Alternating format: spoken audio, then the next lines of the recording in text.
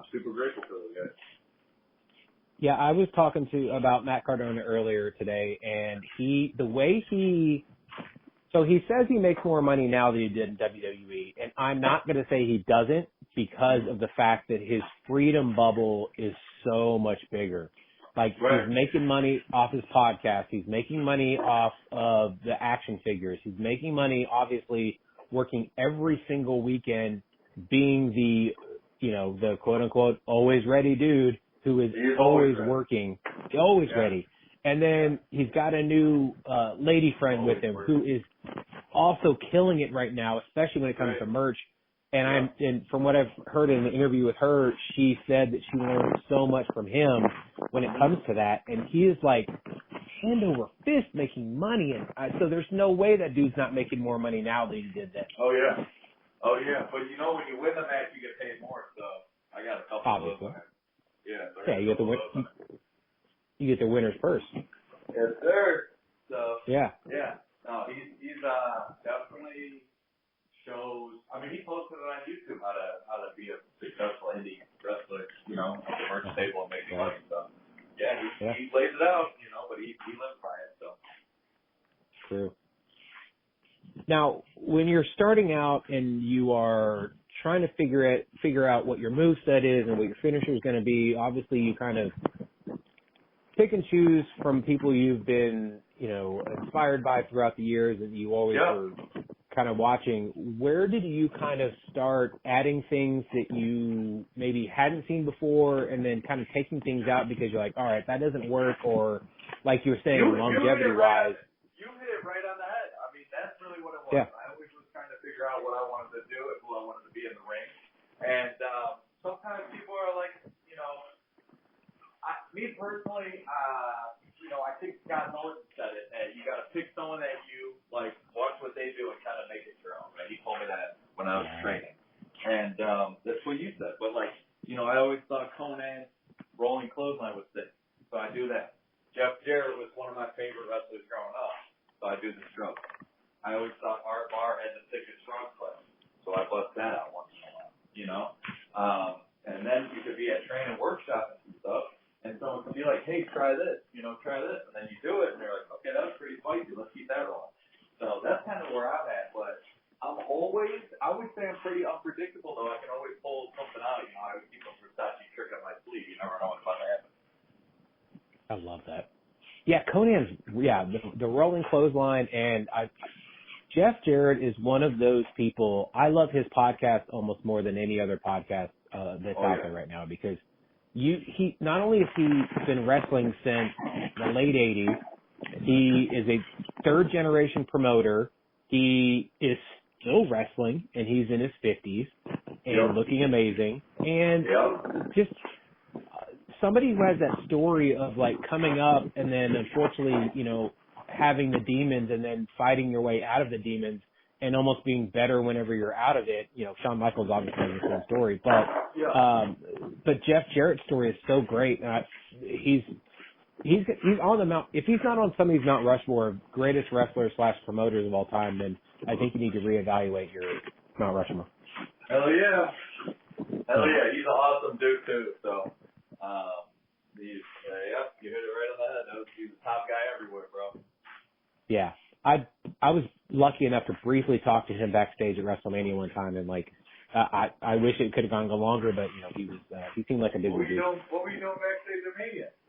Man, so all right, so I also do a podcast about the city of Arlington that very little people listen to, but I still love doing it. But I got a media pass for WrestleMania when it was here in Arlington. People say Dallas, but it was definitely Arlington. And so the media pass directly on there said no backstage. And so I had hopped in an elevator. I was going to go down to, entry level to go, take pictures, whatever. Right. Well, the guy in the elevator was like, ground or field? And I was like, field. Let's see where this one takes me. Right. And so we start striking up a conversation with that guy and a security guy that was also on the elevator, and then we both walk off together.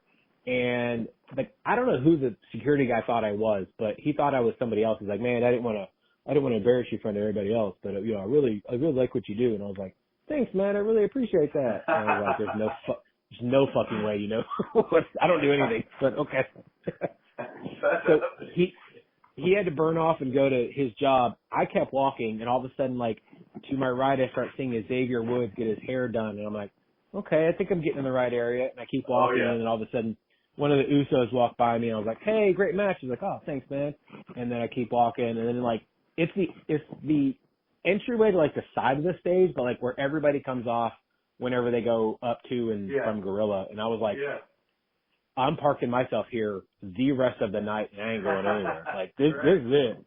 So, But yeah, I was there. I ran into so many people. I have pictures that I don't know if I can post because I feel like I'm gonna get in trouble.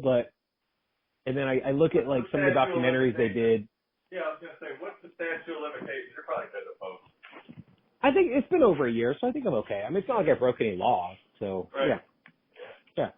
But yeah, no, Jeff Jarrett was back there. I talked to him for a little bit, and there were some other people, and I was like the 5-year-old wrestling fan in me was like losing my mind, and so yeah. And I think it was the first night whenever Cody came back, and I was backstage, and his cart comes by, and if you watch the documentary, as he's going up, he has this like stretch resistance band in his hand. Yeah. He ends up dropping it at some point. I'm the one who picks it up and hands it to him, but they cut it off right before I hand it back to him. And I'm like, you sons of bitches, you cut me out of the documentary. My hand in my purple suit could have been famous forever, but no, you guys ruined it. Yeah, that's crazy. Yeah. It was awesome. That's something I will always come back to as like one of the greatest things that I ever did that I shouldn't have been there. That's how it goes. Yeah.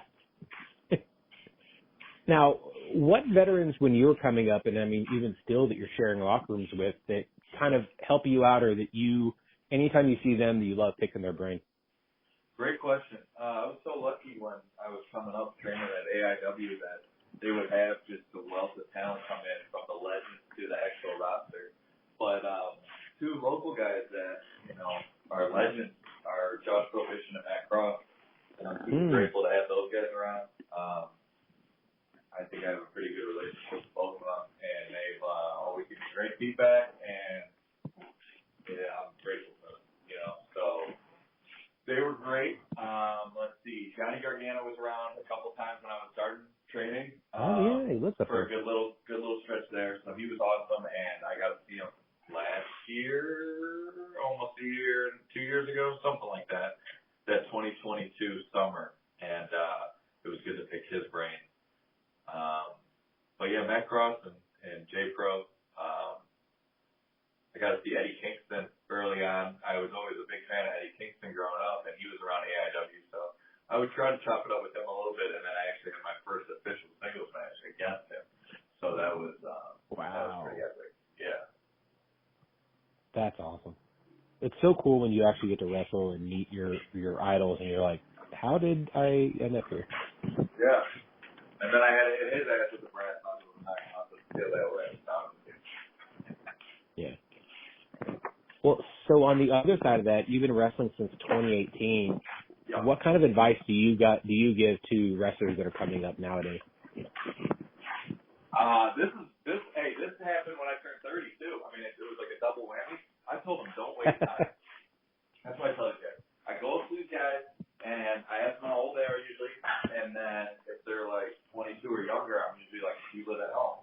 And they'll be like, yeah, well, I'm trying to move out. I'll be like, no, just live at home, save as much money as you can, get on the road as much as possible, get to as many shows as you can, get to his training as much as you can. Don't waste time. You know, you gotta fucking go 110% of the time. I love that. Yeah, that's for anybody. That. You know what I mean? You can't just be sitting around. It's like, you gotta go do whatever you want. Let's just do it. We're not doing it tomorrow. We're doing it now. We're starting. Let's rock. Yeah.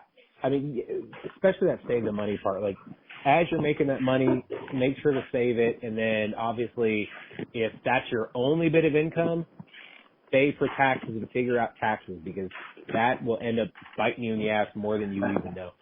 Oh yeah, that's how they'll get there. They'll get there. Yeah. Sure. Government always wants their piece. It's ridiculous. Yes, sir. Yes, sir. Now, as much as this is a physical sport, it's also a mental one. What kind of mental workouts do you kind of practice? I'm ahead of the game on that because I'm doing breath work. Noah's on the breath work game. I'm in a cryogenic chamber every day doing ice freezing 180. But real mental workouts, I mean, I do the crossword. I do Sudokus. I'm just kidding. I try to read as much as possible. I try to learn new things.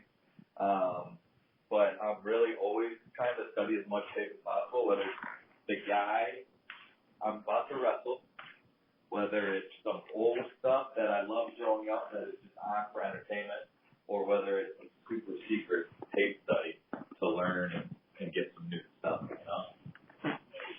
That's cool.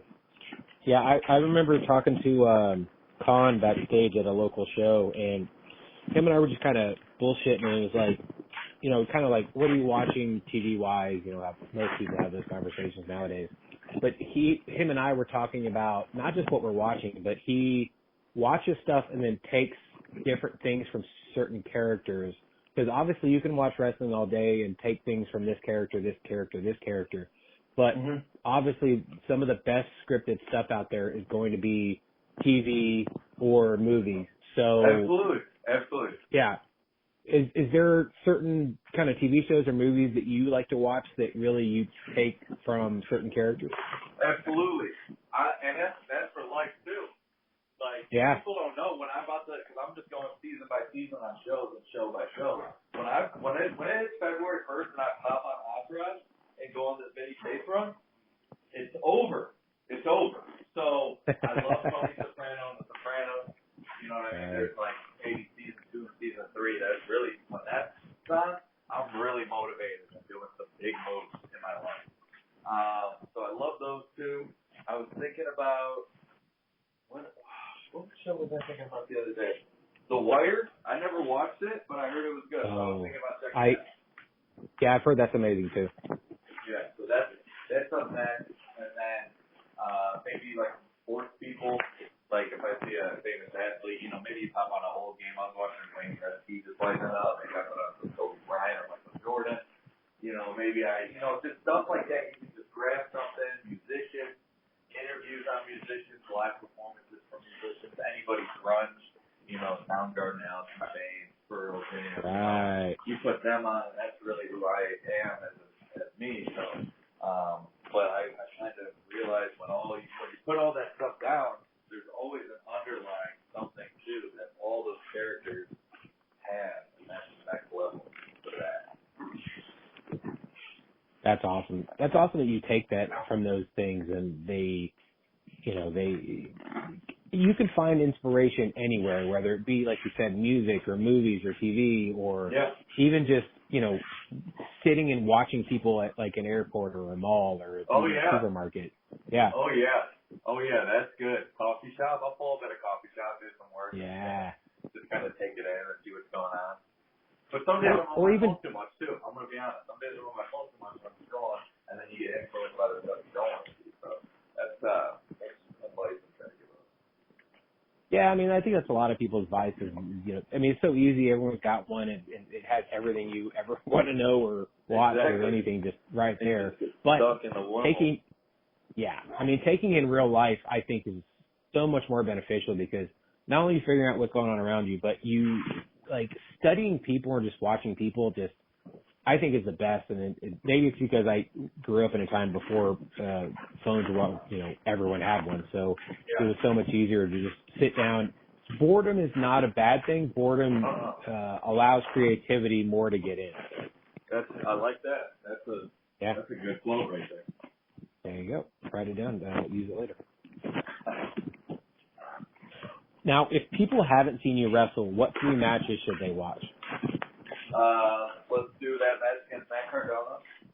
There you go. At Hell on Earth. That match is long. That was a good match.